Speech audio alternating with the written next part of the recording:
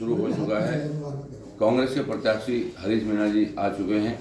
मैं समझता हूँ जिस साहब का चुनाव में होना चाहिए, उस आदमी ने जो आरोप लगाए हैं, मैं उन सबका आपके माध्यम से उनको जवाब देना चाहता हूँ। उन्होंने कहा सबसे पहले ये आदमी हिस्ट्री सीटर है और 3 प्रदेशों की पुलिस के पीछे भाग रही वारंट लेके।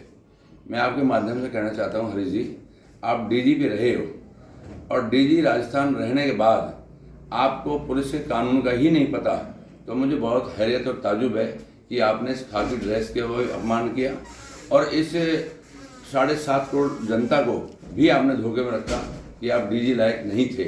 क्योंकि पुलिस के कानून को तो पुलिस वाला जानता ही है, अगर सिविल को नहीं भी जानता हो। मैंने आपके माध्यम कहा हूँ कि आप इस बात को साबित करो कि कहाँ से कौन सी पुलिस तीनों प्रदेशों की भाग रही है और वारंट लेकर आज भाग रही है। तो मैं 10 साल से यहीं हूँ। आपको तुरंत उनको पकड़ना चाहिए, तुरंत उनको अरेस्ट करा के मेरे को और जेल डलवा देना चाहिए। तो आप इतनी देरी क्यों कर रहे हो? नहीं तो मैं आपके माध्यम कहना चाहता हूँ कि हरीश जी, आप माफ़ी मांगो जनता के बीच में कि मैंने जो भी कहा है गलत कहा है, मेरी भूल है, मेरी अकल नहीं काम कर रही, इसलिए उस बात के लिए माफ़ी मांगे एक बार, नहीं तो साबित करें। नहीं तो मैं आपके माध्यम कह सकता हूँ, मैं आज तक कभी जेल में, कभी हवालात में मैं आज तक कभी नहीं गया। मैं आप सबके सामने कह सकता हूँ, मैं हिंदू हूँ, मैं मंदिर में मरने तैयार हूँ, नहीं तो वो मंदिर में मर जाए उस वारंट को लेके। एक बात। दूसरा, उन्होंने कहा कि आज तक आपने कोई मतलब वो नहीं उठाया ये सवाल आज तक किसानों के बारे में। मैं आपके माध्यम से कहना चाहता हूँ, 2015-16 में ओलावृष्टि हुई। मैं सुबह खेलनिया डकोलिया गाँव वाले हैं, उसका विधानसभा क्षेत्र है। मैं सुबह 10 बजे, उस टाइम एमएलए साहब थे राजेंद्र गुजर, मैं उनके साथ जाके रातों रात आया, सुबह वहाँ पर आकलन किया। आकलन करके उसके बाद में शाम को 6 बजे मैंने मांग की और लोकसभा में मांग रखी और उसके बाद में केंद्रीय टीम आई और मैं पहली बार आपको बता दूं 400 करोड़ रुपए मुआवजा दिया। 27 हज़ार रुपये एक परिवार को मैंने दिया। आज मैं कह सकता हूं कि आपके विधानसभा क्षेत्र में है, अगर कोई आदमी आपको ना करता मिल जाए तो मैं आपके आमने सामने होने को तैयार हूं। नहीं तो मैंने बताया, मैं लोकसभा में उठाया था और आप पहली बार जिंदगी में 2015-16 में मुआवजा दिलवाया था। उसके बाद भी मैं आपको कहूं कि आपने कहा किसानों की बात नहीं रखी। आप खुद एमएलए हो, आपके एमएलए होते हुए आप सबने मेरे पर कंडीशन लगाई कि 10 दिन में नहीं हुआ तो क्या करोगे। आपको ध्यान होगा, मैंने उसके बाद में उनियारा जाके ज्ञापन दिया 50 डिग्री टेम्परेचर में और मैंने कहा 55 करोड़ रुपए मुआवजा अगर 10 दिन में नहीं मिला तो मैं रोड पे बैठूंगा।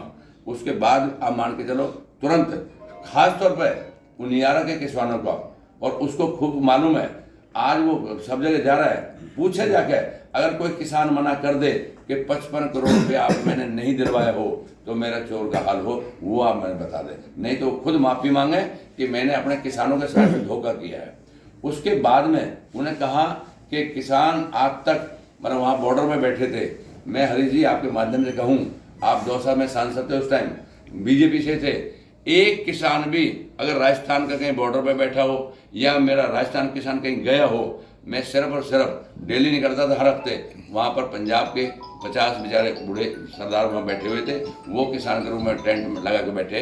बाकी हमारा राजस्थान किसान कहीं भी नहीं था, क्योंकि मोदी जी की जो व्यवस्थाएं, जो सुविधा है, वो आप किसान मिल रहा है, किसान खुश है। किसान को उस बारे में कोई कुछ नहीं कहना, ना ही इस बात में है। मेरा आपके माध्यम से कह रहा हूँ कि उस आदमी ने कहा, ताजुब इस बात का है कि पता नहीं क्यों अकल उसकी चल गई है हरीश जी की, कि यार एक बात बताओ, आप डीजी रहे हो, पढ़े लिखे भी हो, आप 5 साल लोकसभा में रह लिए, फिर भी आपको नहीं पता। आपको 5 करोड़ रुपए मिलता है सांसद कोटे का, 8 करोड़ मिलता है। वो सबके सामने कह रहा है कि 8 करोड़ रुपए साल का मिलता है। अरे मैंने हरीश जी, तेरी अकल ही काम नहीं करना बंद कर दी, मैं क्या करूं? अरे 5 करोड़ रुपए मिलते हैं, तेरे को भी 25 करोड़ रुपए मिला नहीं, तेने आज तक कहीं बांटा ही नहीं। आज मैं आपके माध्यम से कह रहा हूँ, मेरे से सब पब्लिक हिसाब मांगे, मैं जनता के बीच में कह सकता हूँ, पहला सांसद हूँ, लगभग हर पंचायत को मैंने अपना MP रेट का पैसा दिया है। आज से पहले कभी ऐसा नहीं हुआ जो मैं आपको बता रहा हूँ। आज आप मान के चलो, वो आदमी कह रहा है कि भाई आप एक बताओ, मेरे को इससे पूछो कि इनका पैसा कहाँ गया। हरीश जी, मैं आप पे खुला आरोप लगा रहा हूँ, मैं हिंदू हूँ, आप भी हिंदू हो, दोनों मंदिर में घुस जाएं और मंदिर में मतलब भगवान के मंदिर में ये कह दे, या तो मैं हाथ पे गंगा जल लेके कह सकता हूँ कि 10 साल में आज तक मैंने 100 ग्राम बजरी का काम नहीं किया, आज तक एक जमीन का काम नहीं किया। आज तक किसी अधिकारी से पैसे नहीं लिए। नहीं तो आप मंदिर में बढ़ के अपनी पब्लिक को जवाब दे दो कि मैं आपकी कसम खाता हूँ, ना आज तक मैंने बजरंग को काम किया, ना मैंने कोई जमीन का काम किया, और ना मैंने किसी प्रतिनिधि से पैसे लिए और ना अधिकारी से पैसे लिए। वो मंदिर में घुसे, मैं मंदिर में बढ़ने जा रहा हूँ समाज के सामने। ये बात जो बार बार वो आरोप लगा रहे, इसका जवाब मैं इस हिसाब से देना चाहता हूँ। उन्होंने कहा कि हमारी महिला पहलवान मतलब वहाँ पर बैठी थी, उन्होंने काफी दिन लंबा संघर्ष किया था। मैं आपके माध्यम कहना चाहता हूँ, उन्होंने कहा कि ऐसे छोटे शब्दों का प्रयोग किया।